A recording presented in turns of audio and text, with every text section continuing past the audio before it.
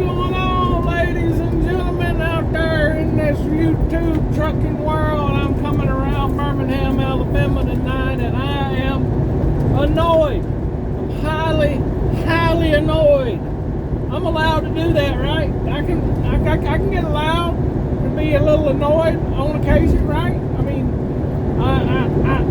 sometimes stuff just happens, and it just keeps happening, and you gotta get annoyed a little bit. And sometimes you just gotta vent it out. You gotta just let it go, like a pressure cooker release. Just just let her go.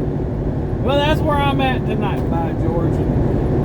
Well, I like my Detroit DD15s and these Cascadias. I love my trucks, but these trucks have certain issues that keep popping up, and they're costing me dearly. I blew a radiator in my truck 3 weeks ago, something like that. Well, Curtis blew the radiator this morning. That's right, he blew the radiator. What happened? Y'all ain't gonna believe this. On his, he hit a skunk.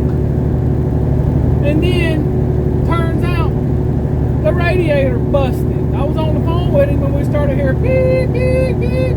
And the deadgum thing was telling him stop engine, check engine. So he got pulled over there at the TA, and water going everywhere. So they come in at 8 o'clock, checked it out, and the dang thing is busted.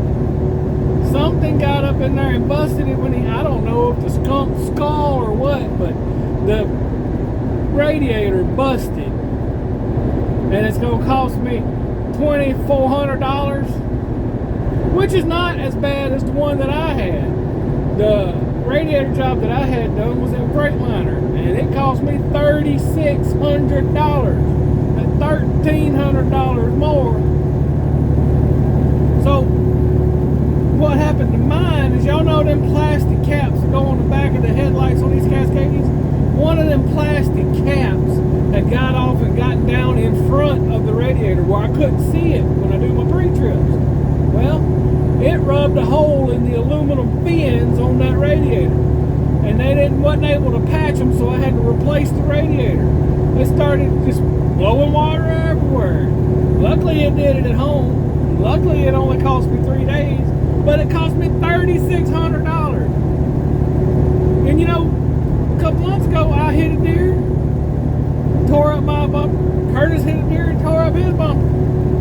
I got sick, he got sick. I'm gonna tell him, I told him, man, Kurt, just because I'm doing something don't mean you got to do it. I mean, don't do it, man. I'm gonna stop telling you when something happens to my truck, because somehow or another your truck is hearing us talk, and it's like, I need to do that too. Don't copy me, man. You don't have to copy me. Just do what you want to do. Don't copy me. I can't afford it. I'm gonna go broke. These Cascadias, these plastic trucks are gonna drive me crazy. Last year it was windshields. I would break one, he would break one. I would break one, he would break one. We went through so many windshields the fall of last year. It was insane. I'm telling you, man, it was one thing after another. And before fall, it was the air conditioners. We had his truck in the shop, I know, 6 times trying to get his air conditioner straight. And then my air conditioner went on the fritz. Go up to Virginia, it quits. And the engine fan wouldn't cut on. Come to find out, there's a solenoid out there you can unplug, and that fan will stay on all the time, and I was able to get the truck back home. But man, I'm telling you, it was one thing after another, and that truck a champ, that Curtis drives, it's constantly got some kind of electrical issue popping up. We put new DPF filters in there, and that seems to alleviate a lot of the regen, because that thing don't have an APU on it. You have to idle it when it's hot or cold. It don't have the electric APU like mine does. See, even my electric APU, in the heat of the summer, it will not keep you cool in this truck. Even if you just close the bunk off, it will not keep that bunk cool in 80 and 90 degree weather. It just ain't gonna do it. You're gonna end up sweating. Last year when I rode with Snyder, I had to put a sheet over from the bump, the top bump,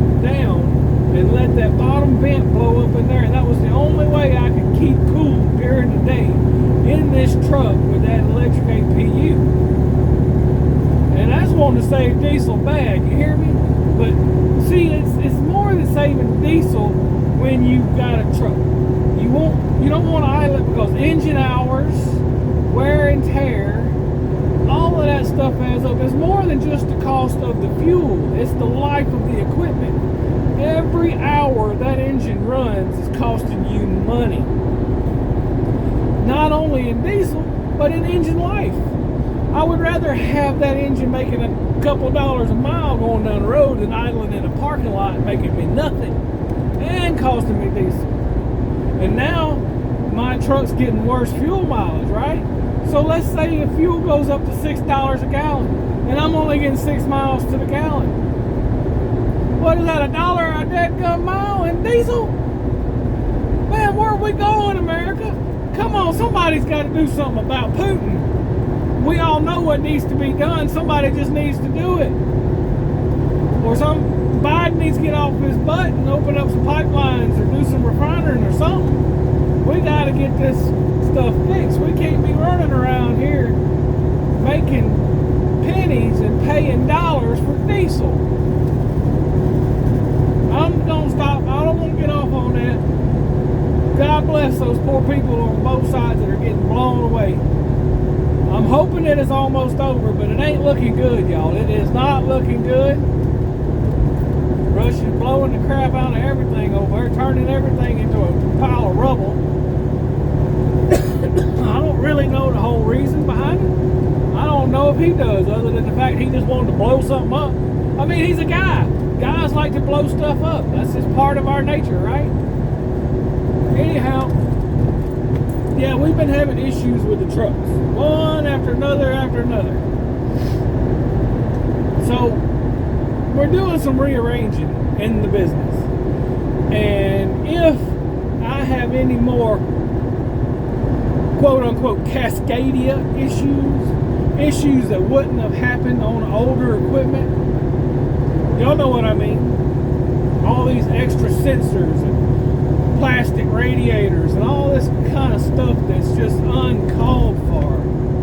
You know, some of them older trucks I used to drive, I never had a problem. It would crank, it would go, no matter what.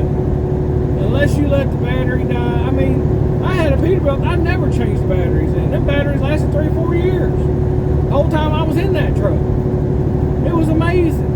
Now, batteries in this truck are so worn out, they don't last a year and a half. I don't know what to say. But then we didn't have no refrigerators. We didn't have all this other stuff that we run off of our 12-volt units. But this truck has 8 batteries. I have an electric APU in the back and the batteries under the truck to run and crank it. You would think my batteries wouldn't be so stressed, but wrong. They don't last no time. Every now and then I can smell them burning so hard. But it's because they overload these trucks. The more stuff you have on a truck, the more stuff to go wrong. My dad's always said it. He would never buy a 4-wheel drive. He said that's just something else to break. And there's a certain logic in that to save you money down the road. Because if it's on there, eventually it's going to break and it's going to cost you. And these trucks, hey, go ahead and bring in these autonomous trucks. Have y'all seen all the crap that they have on them autonomous trucks? Do you know the maintenance cost that they're going to be eating up on them things? You might as well get you an old truck and put a driver in it. I don't know about that. I know everybody wants to go new and pretty and comfortable and stuff, but hey, at some point you got to get to realizing somebody's got to make the money. Somebody's got to drive the truck's got to haul the load, and just do it. Some people work harder trying to get out of work than they do work. We had a guy I used to know, he would go around the block 10 times to keep from just doing one small job. He would work harder, honestly, than he ever would doing the job, trying to get out of it. It utterly amazes me, y'all. It utterly and frightfully amazes me how people are. You know, it's just, wow. I'm on a roll tonight by George. I just can't help myself. But I done sold one trailer because the winter was so hard. You know, I made a profit on the trailer and I needed that profit to keep the business afloat. There it is, I said it. We needed the profit from the sale of the trailer to help us stay afloat because of the repairs on these plastic trucks. And my other trailer, I'm going to be selling it. And we're going to take that money and pay off whatever's left on the 2 trucks. And hopefully have a little bit left to do some maintenance or pay for the stuff that we've already spent. You know? Years barely got started and I'm starting off in the negative. All except for the trailer sales. But we found a company that's got some lease trailers.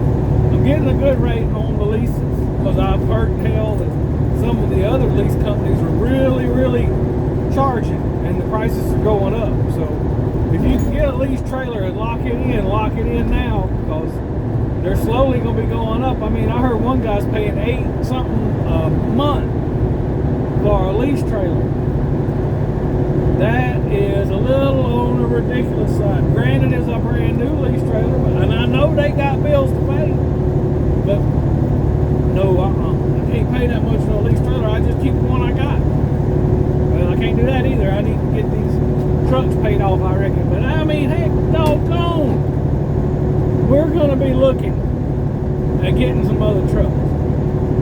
If we have any more, like I said, quote unquote, Cascadia issues, we're going to get rid of the Cascadias and we're going to move to an older model, simpler time, and we're going to run something. I actually found an 80 Model P black cabo that I'm just about in love with. Got a big old kitty cat in the hood. Yeah, I'm thinking about going that route. I'm not sure yet. I'm not sure exactly what we're going to do. I found a place that has some Freightliner Classics, pre-ELD, super simple trucks, and they're pretty. They got a little bit longer wheelbase, but that shouldn't be no problem. I mean, we do know how to drive a little bit better than a rookie. I mean, I've been in it 20-something years, and my buddy Curtis has been in it, I think, 9. We got a little bit of experience under our belt. But y'all stay tuned. I know sometimes my videos are kind of dull and drab, but we may have some new equipment coming across. Y'all might want to check out as the weeks and months pass. I'm hoping to have some nice equipment videos. I've always liked doing those, and I might do some more numbers videos and stuff. It's just I have a lot going on right now at home, in the business and everything. We got our taxes done, and I got to pay in $2,000. Figured it pretty dang close. I mean, we made it another year, and I ain't gonna go bankrupt because of taxes. So that's a win. Big W, winning. Woo-hoo. If I get the equipment to agree with me, we would really be winning right now. But hey, at least the wheels are still turning on one of my trucks. And Monday, the wheels will be turning on the other one. Lord willing, the creeks don't rise. That's all I was